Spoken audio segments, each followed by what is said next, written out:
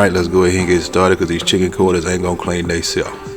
The supplies we're gonna need today is a 6-inch boning knife, a 48 Blade Jaccard, a plastic cutting board, and some paper towels.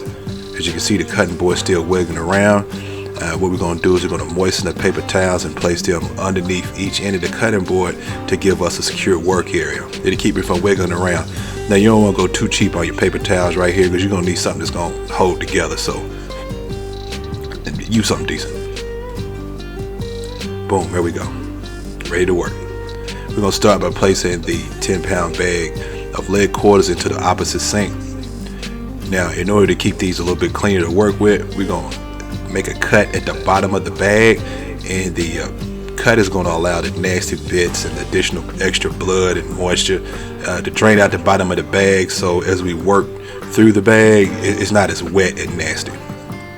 Alright, go ahead and make our cut right here and just sit it back upright. Everything drains away into the sink.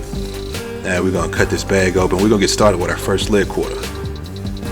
Let's get him out the bag here. And go ahead and get a little water going. You want to use a stream of water no bigger than a number 2 pencil.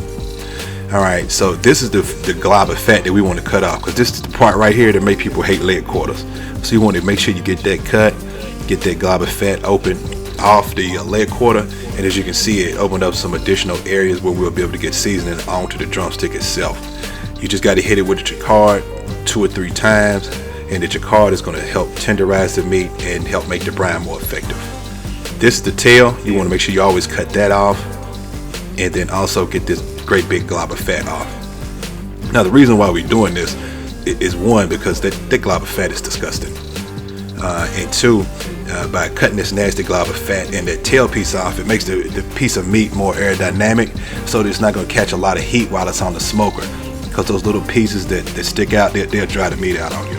As you can see, a number 2 pencil size stream of water. You don't want a fire hose blowing salmonella camphor back all over the kitchen.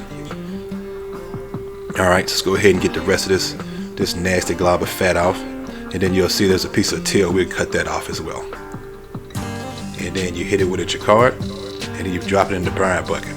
So using this technique of cleaning and prepping the leg quarters, it really shouldn't take you more than 10 minutes to prepare a 10-pound bag. And once you get a little bit quicker, you probably knock a 10-pound bag out in about 5 to 7 minutes. Alright, so I'm going to pull that out. That's what I always look for, is that tail and then that glob of fat. You just grab it and pull it up, and as you can see, it's just mainly fat. There might be a tiny bit of meat in there, but I mean, leg quarters are like 69 cents a pound. I mean, it ain't that expensive. So go ahead and hit these with a Jaccard and rinse the nasty bits off, and just drop them into the brine bucket. Again, this nasty, disgusting glob of fat, we got to get that off. I love leg quarters. I admit they were a little bit intimidating when I first started cooking them, but once you use this prep technique, ain't nothing better for feeding the crowd very cheap. So if you got a lot of people that like to come over and eat and never like to bring any money, the leg quarters are perfect for them.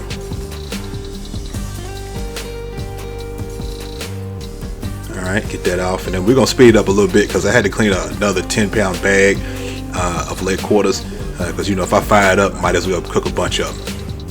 So we're going to go ahead and get these cleaned up, and I like this technique because it really helps with the cleanup. As you can see, all our mess is confined to the sink, and we can even use the paper towels that we moistened earlier to help clean up.